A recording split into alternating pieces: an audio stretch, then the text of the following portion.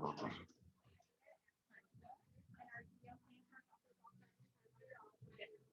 hello, friends, and welcome to Boston.com's Cocktail Club.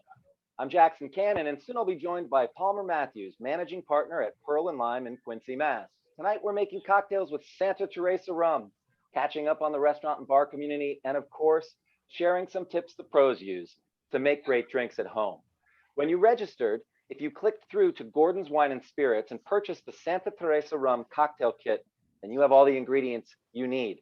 Profits from these kits go to Off Their Plate. This is an awesome charity that buys meals from restaurants that need the business and distributes them to frontline workers and others in need.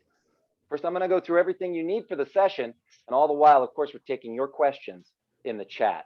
Ingredients you'll need: a beautiful bottle of rum. We have the Santa Teresa 1796 Solera rum that we're using for both our cocktails today. Really terrific Venezuelan expression, and that's what we're going to make both our drinks with. For the Mai Tai, you'll need an almond syrup. Now, in the kit, if you got this beautiful small hands food, you might see that it's separating out a little bit. And that's okay. This is a very natural product. You just want to give it a really good shake before you use it each time. Make sure it's integrated like that. And after you've opened it, keep that in the fridge. You'll need some Curacao or a triple sec, or I'm using Cointreau myself. Whatever your favorite one. Pierre Ferrand's dry is awesome for this, or another kind of Curacao if that's what you've got, or triple sec handy. For the old fashioned, you're going to need a little simple syrup, your favorite bitters, and some citrus to peel for garnish. In the kit was this wonderful Santa Teresa peeler. Just a quick word: it's great, really nice, heavy handle, very sharp blade. So please be careful if you're using the peeler to make your citrus slices. Other equipment you'll need something to measure with. We use these jiggers in the bar because they're nice compound measures and we can work pretty quickly with them. If you don't have those at home, I mean, that way we can do 2 ounces, 1 ounce, ½ ounce, 3/4 really quick. But everybody's got a tablespoon, and that's a really accurate measuring device. So just remember, a tablespoon's ½ an ounce. So if we say 2 ounces, just carefully measure out 4 tablespoons and you will be all set. You'll need something to shake your Mai Tai in. I'm going to use tin on tin like this. But if you don't have a cocktail shaker or a Boston shaker set, a little deli container like this, or a mason jar that seals real tight, just something where you can really get all of your ingredients pounding around in there, get them diluted, aerated, and chilled down to perfection. To make an old fashioned, you can go right in the glass like Palmer's going to do later. I'll probably use a mixing glass and pour that over some fresh ice.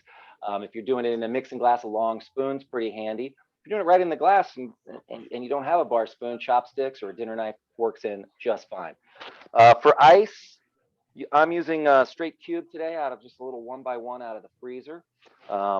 And it's a lot of fun sometimes to do this Mai Tai on crushed ice. So you can either pound that out with a mallet or use pellet ice if you have that available. For glassware, just sturdy low balls today. Nothing, not really, no stems required on this one. Okay, and so just a couple of questions from the advance. David asks, are there any substitute for orgeat or almond syrup? And Dave, not really. It's a very distinctive flavor profile, really important for the first drink we're going to make. But if you're trying to avoid almonds, there are different versions of other nut syrups that you can make that use macadamia or use something else that maybe if you're just trying to avoid almonds, that you can do. And Chris asks for a homemade recipe. While Joe is saying, yeah, should we buy it or make it ourselves? I'm really into making it. We've got a slide for this. It's a little bit of a long slide, so we'll leave it up for a second, and you can grab a screenshot. You can't make it in time for today's show just because even though it's pretty easy to do, it's got to rest overnight. So like I said, this Small Hand Foods is a really great brand. There's lots of other wonderful commercial ones to buy, but it's a pretty easy one to make as long as you plan ahead of day. And I think you'll really enjoy it if you do. Last question from the advance. Brian was asking, hey, can we get a mojito on the docket? Well, not today, Brian, but we will do it in the future. I give you my word, and I am a man of my word because I was asked a couple weeks ago when we would do a Paloma, and just let you know, next week we are doing a powerful mezcal version of Paloma. All righty. So Palmer Matthews was born and raised in Quincy, Mass, and his first bar gig was at a hole-in-the-wall neighborhood bar in South Boston. From there, he was recruited to apprentice at Barbara Lynch's Drink in Fort Point, and he rose through the ranks to become a manager. Returning to his hometown of Quincy, Palmer was on the opening team of the Townsend, where he established the bar program with a focus on American whiskey and classic cocktails. This led to the opportunity to partner with the Townsend's owner, Devin Adams, in Pearl and Lime, which sports an agave spirits and rum-focused program and opened in August during the challenges of the pandemic. He is a graduate valedictorian of Brother Cleve's After Hours Bar Academy. He's a huge nerd. He made me say that. And a terrific bartender. Welcome, Palmer. Hey, Jackson, how you doing? I'm doing great. It's good to see you. Bar looks awesome. Hey, thanks. Looking forward to soon enough when we can get you in here and do some catching up. It's been far too long. I cannot wait to sneak behind that bar and make a daiquiri. Listen, for those who haven't had a chance to find you yet because of the timing of your opening, tell us a little bit more about Pearl and Lime. So Pearl and Lime has been a very interesting experience for everyone involved. Not only did we open at the height of the pandemic in late August of last year, but actually I thought that it would be a really great idea to make sure that the first opening I was a part of was the one that I was partnered in. So you could say there was a pretty steep learning curve there, but in spite of everything that was going on in the world and all the challenges, I think everyone here did a really great job of prioritizing, guest experience and just making sure it was a really rewarding experience for ourselves here as well. And looking forward to kind of getting out of survival mode, as a lot of us in the restaurant industry have been in, and getting back to doing all the things that we do best. And definitely looking forward to having people sitting at the bar in front of us again. But Yeah, I've only grabbed some food and got a great selection of go. agave spirits, rum, and I am a huge fan of rum. I think it's easily the most diverse spirit category in the world. So when Jackson reached out to ask me to work with one of my favorites, Teresa, and make some drinks, couldn't have been more excited. Well, I've had the tacos there to go. I can't wait to come in and pound down some delicious rum or tequila cocktails while joining you again real soon. But hey, I'm getting thirsty while we're hanging out. Should we make our first drink and then we can keep chatting? Yeah, that make sounds a Mai great. Tai along with me? Awesome. Mai Tai sounds perfect. All right, I'm going to start with 2 ounces of Santa Teresa's 1796 Solera rum. This Venezuelan rum, this drink has got a very recognizable history and was first created with an aged rum that had to be replaced after it was depleted with kind of co-basing something with a little less age and then maybe something with a little agricole. I find these Venezuelan rums, this one in particular, has like kind of both of those attributes that you're looking for, that feeling of the sort of tannic structure of a little bit of age, but that touch of fire and kind of a growly little agricole quality, which is really fun. I'm going to go with, I'm going to juice my lime right in here because I can. If I'm making 4 or 5 of these, I'll juice 4 or 5 limes and let that juice all sit together and measure it out. But I knew I was just doing one. So I'm doing an ounce of lime, which I know is 2 halves or a whole lime. Palmer's all set for a busy service there. So there he goes. He's picking up virtually the same thing. Oh, I got a good one this time, Palmer. That's the whole thing about when you're juicing to order. Sometimes you get a stingy one, but that was a. I get a little splashback there. That was a very generous line. That was a good one. All right, and then we're gonna go nice and light on these other ingredients. We're gonna do just a half an ounce of Cointreau or Curacao. Got it. And I'm gonna do a half an ounce of this Whole Foods almond syrup. Now, the original called for a blend of orgeat with rock candy syrup. Orgeat and almond syrup are synonyms. And rock candy syrup you can think of as vanilla syrup. But the thing about the original was the orgeat that would have been being used would have been a little bit less viscous than what we're using today. And that rock candy syrup would have been a vanilla syrup with a little more intensity of texture than what we use. So, you can kind of move to where you're using just the orgeat, because the trick of blending those two was to kind of buck up the texture a little bit, but also do that thing that vanilla does where it makes chocolate taste more like chocolate and almond taste more like almond and all those good things, right? So I've even done orgeats where I finish the almond syrup with just a little bit of vanilla, and you're good to go there. So just a nice ½ ounce of this. And if you're doing crushed ice at home and you haven't seen us do it in a while, just get a big Ziploc bag, throw some in there, throw a towel over it, grab a rolling pin, and hammer away like you're angry at it.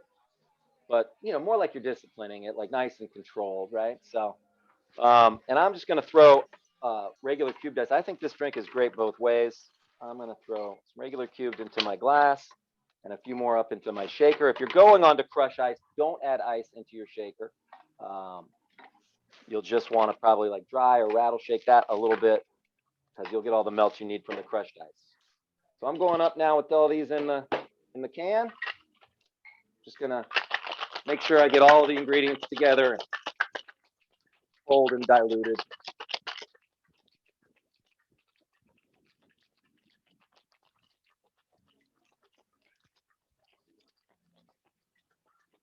It's nice and cold until it's frosted over.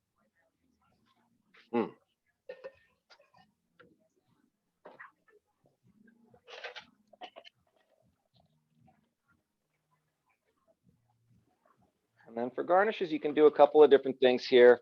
It could be as simple as a slice of lime, or as fancy as you want to make it. Also, it's really pretty and lovely. This time of year, this mint's just shooting up out in the garden. Pick a little bit of that. And then we'll slice a little bit of lime. Right in there. And there we have Mai Tai. Cheers, Palms. Hey, cheers, Jackson. Nice to have a drink with you. Oh, I love your cactus. Thanks. I usually drink my iced coffee out of this, so no one's the wiser. That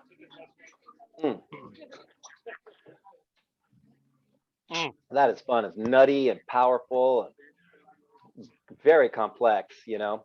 This drink's really about the rum more than it is all the little tweaks and tinctures to it, you know. Yeah, and there are very few Mai Tai specs where you can reach for just one rum and really get that depth of flavor. So this was absolutely a great call for this one. Yeah, well, that brings up too, like, rum is so distinctive and has all these great different terroirs and expressions. And, that Jamaican Hugo that's in the original is hard to find a little bit of that in a single rum. And it's always like something that when you're co-basing, you're kind of like working against those different regions and stuff like that. I had some questions earlier, Palmer, asking us about like some of our favorite other regions to make cocktails from. If you had one other terroir that you wanted to mix in with the Venezuela, what would it be? Oh, I'd probably have to say Martinique, just because I always want to reach for a bottle from there. That's a very strong personal bias, but that really fragrant, sweet, grassy quality, I personally can just never get enough of it. One of the ones that I think slips from a kind of maybe from a different doorway, but sort of the same way into be a good blend with Venezuelan is that St. Lucia. Like to me, like that sort of oily perfume, just gets me kind of going every time. But we are really lucky to be sponsored by Santa Teresa Rums. And as a result of that, today we have Alex Noriega, who's their senior brand ambassador for North America. And he's able to join us a little bit from Florida, I think. Can't tell from the backdrop. Hi, Alex.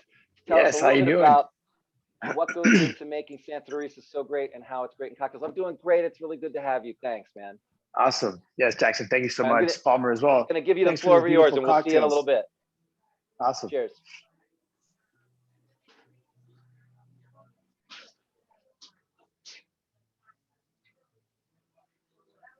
All righty. Once again, thank you guys for coming and tuning into this. My name is Alex Noriega, coming to you from beautiful Miami, Florida. Going to speak a little bit about the rum so you guys know exactly what you're drinking, what's going into these cocktails. Obviously, we had the first tiki style cocktail in the Mai Tai, very refreshing, very nutty as well. Rum Old Fashioned, and they have that spirit forward essence to it.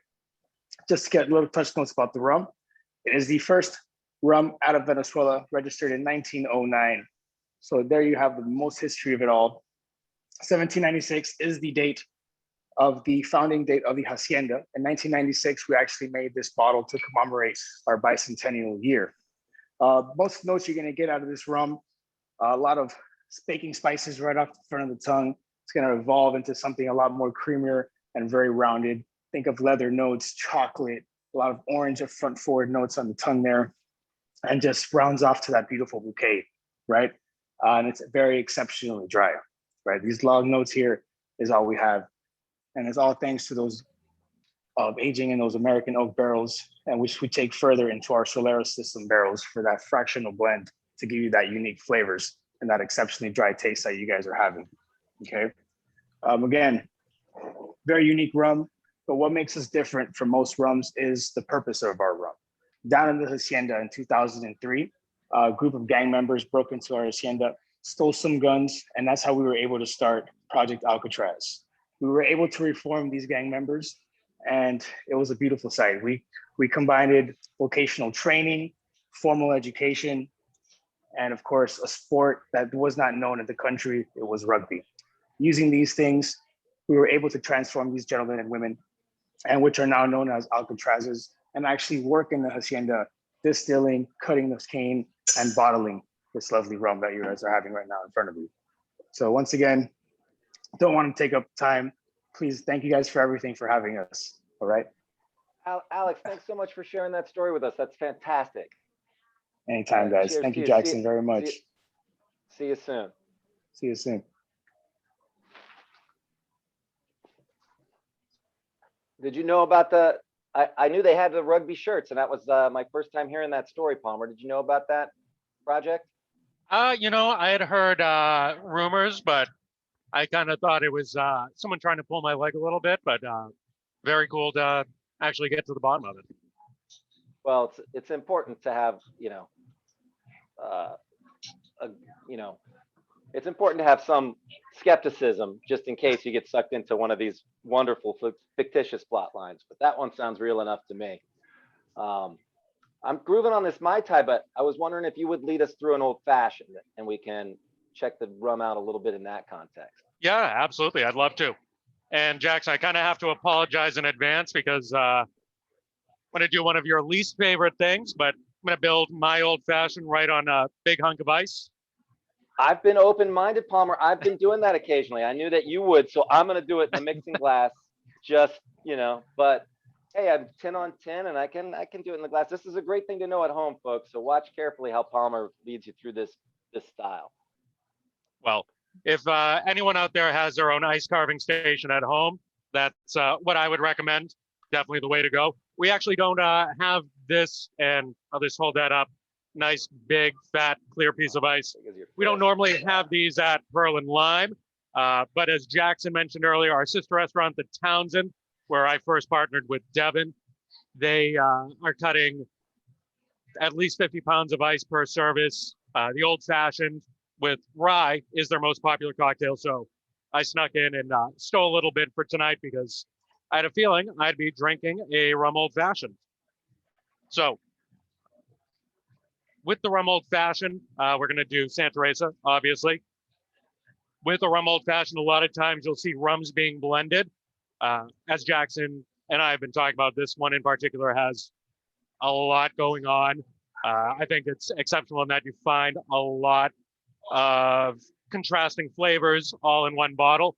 But even considering that, I can't remember the last time I made any rum old fashioned where I didn't reach for Santa Teresa. That being said, I'm going to start off with a little bit of sugar. I think everyone out there has some simple syrup, but I personally like a brown or demerara sugar. And if you don't have a syrup pre-mixed at home, it's totally okay to grab just a little dry sugar, splash of water, splash your spirit. That's kind of the beauty of it, is that you don't really have to have anything ready to go. You can just whip it up in the moment. And The other thing that's really beautiful about this particular cocktail is kind of like making your coffee in the morning. You want a little sugar, that's fine. You want a lot of sugar, that's fine too. It's your drink, totally up to you. So we've got How that much are in you there. using? Hey, how much are you using, Palmer? I kind of think of that range. You know, you got to use some. So you have to be at like an eighth to a quarter of an ounce minimum, and then you can go all the way up to an ounce. That's a little sweet for me, but I'm guessing you're a quarter of an ounce. You know, I like to Or a half. find myself somewhere between a quarter and a half, just to really drive everyone crazy. Coffee as you like it. Please continue. So we got that. I believe we are also for this one going to go with some aromatic bitters and some Orleans style bitters, I believe, Jackson. Yeah, so in the kits, they have the aromatic and the Orleans. I have Angostura and Peychaud's on my station. You know what a fool I am for that combo. But that aromatic Orleans is also, we're getting a few questions about like the different types. And that Orleans is in the same style as Peychaud, and that aromatic is the same as the Angostura. We use the lighter orange bitters sometimes too. But maybe, Palmer, you could go at this when you're compounding bitters. What are you looking for from a combination of them to set the platform for this drink? I mean, with a rum old fashioned, I always want to have one bitter that's going to have a good amount of hard spice. Clove, I definitely like. Angostura is kind of a great catch-all, but Jerry Thomas bitters, the Bittermans, transatlantic bitters, anything where you're going to get a good amount of that hard or warm spice to kind of set like the tone with everything else. So like the Fee Brothers barrel aged would be in that category for you. Oh, those as are well. fantastic as well. Absolutely. Right. And then the Peychauds or the Orleans bitters. And just to show them off, because I kind of can't get over them. From my kit, I do have the world's most adorable bottle of Angostura, but I'm going to save that for later. So I'm going to go with my big bottle. And you want you should always use what's open first, obviously, right? So right, first in, first out, absolutely. But get a couple right in there. I like to get it right on top of the rock. In my case, and then we've got a little bit of Peychaud's in this instance in my house dropper bottle. Get that in there. With that dropper bottle, friends, he can go right down and measure out less than 6 drops, which is what we consider a dash to be. Maybe not as important as this drink where he's using a dash or 2, so he's probably using up to 12 drops. But if you ever see a recipe that calls for 3 drops and you don't have that particular setup, you're not going to be able to do it very accurately. So, all right. And we've already got our sugar in there because I got anxious and jumped the gun. Really excited to have a rum old fashioned right now. So we're gonna go up to 2. And again, like the sugar, if you like it, you know, a little less strong, you can do a little less. If you've had a really long week and you need a little more than 2 ounces, that's fine too. But I still have a little office work ahead of me tonight, so I'm gonna go right with 2. All right. I'm just gonna hold this up so everyone can see a little better, but I built that right on my rock, but still needs a little love before it's good to go. So I'm just gonna stir it. And for me, this is really just kind of part of the whole process to enjoy the mixing of the cocktail, really set yourself up with some anticipation and make sure that first sip is really, really gonna do it for you. Yeah, that's great, friends. You can sort of see as he was doing that. You could see that the ice give off enough water. The drink kind of came together. The cube that was going around kind of stiff sort of relaxed for him. So he's using all those visual cues and just kind of knowing from stirring it like when it's ready, I guess, you know. So yeah, and for me personally, I definitely understir my old fashioned a little bit. I like that first sip to be a little on the harsh side. Kind of like getting into a hot tub or a jacuzzi. You want to kind of like take your time getting into it, not jump in all at once. But before part of the reward too is that your last sip of that, if you start there with the first sip being a little forward, right? Your last one is just kind of what you remember forever. Oh, absolutely. Last sip should be the best dilution. sip. All right. And now with the garnish, Jackson mentioned, we've got these real serious Y peelers. Just be very careful with these. These are pretty serious tools. Always make sure that all your fingers and other extremities are clear of the blade. If you're not comfortable for whatever reason, a cutting board and a knife will get the job done too. But you hold that up and you express it right over. Might even be able to see all that oil. Actually, a great orange side you sent. Thanks, Jackson. Nice. So I'm just doing a little trick with mine where I did zest them right over the glass, but I'm trimming them up just a little bit to line them in there.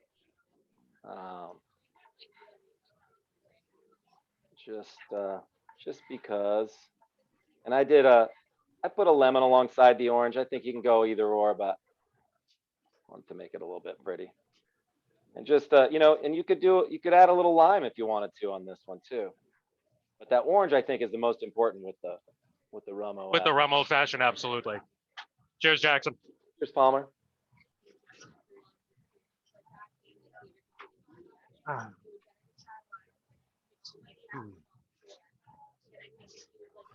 Questions from the chat. Yes, I did stir on some ice and pour out onto fresh ice. My last sip, if this stays around a while, might not be as tight as Palmer's is going to be, but my first sip, kind of well diluted. But either or, and a lot of personal preference and sort of style points, and it's important to kind of be sort of open to those methods, I think. Hey, Palmer, here's a good one for you. What's the weirdest syrup that you've ever made an old fashioned on? The weirdest syrup. Oh, man, gets a little weird around here. We, you know, pretty much every time we make a syrup, just for kicks, I try to see if I can fit it in an old fashioned. So aloe syrup, hot pepper syrup, blueberry syrup, I had high hopes for, but it just really didn't work out. I do love the old fashioned that Darren Swisher made for me with the incredibly expensive black sugar from Okinawa. That guy's a real trip. Probably the most expensive syrup I've ever had an old fashioned with. Well, and on the flip side of that, I guess, what would you suggest as kind of the next stop after regular simple syrup for somebody wanting to make simple syrups that will enhance their old fashions without getting too crazy? Well, actually, now that you mention it, if I can retract my last answer, I had a guest when I was at Drink who would bring her own artificial sweeteners because she loved Sazeracs and old fashions, but was diabetic. So I have to say the NutraSweet old fashioned is a lot better than I had hopes for. But well, that's fun. That being said, I personally like to go with natural sweeteners, agave syrup. Even within the realm of honey, there's so much diversity in terms of different honeys, where they're coming from, what kind of plants the bees are getting after when they're producing that honey. So, you know, before you really get all crazy and start, you know, mixing up cactus simple syrups or, you know, whatever might strike your fancy, I think there's a lot to be explored in terms of sweeteners and as far as, you know, what's already out there, what Mother Nature's already providing.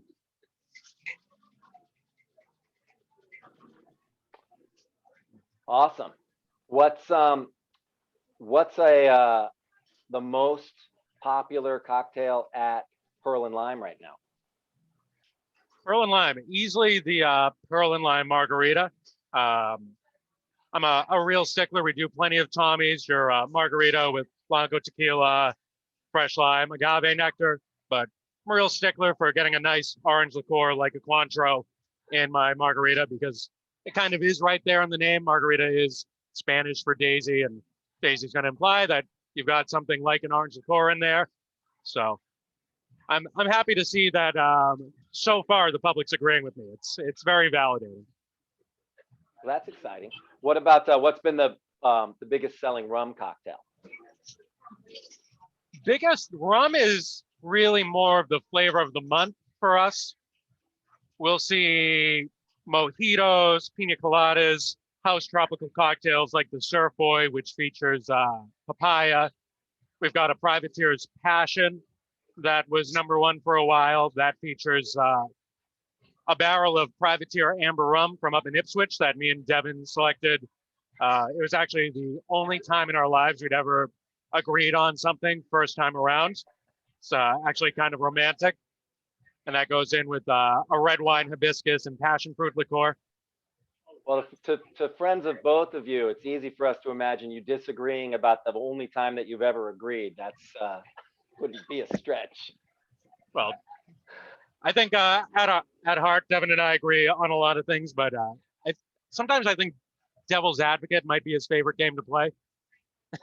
Seems to get a real kick out of it. Sounds like a great name for a cocktail. Hey, Palmer, thanks for spending time making a couple of drinks with us on Cocktail Club. It's been just a treat to check in with you. Really appreciate it. Hey, Jackson, thank you. It's been a blast. All right, man. That's all the time we have for Cocktail Club. Thanks for being here, friends. Next week, Melly is here from the Quiet Few, and we're making drinks with Mezcal. Make sure to follow the link from our sign-up page to Gordon's Wine and Spirits to pick up the Boston.com Mezcal cocktail kit. You'll be supporting off their plate and getting everything you need for next week's Cocktail Club. Thanks to Santa Teresa and to Alex. Thank you, Palmer. And thank you all very, very much, friends. Cheers.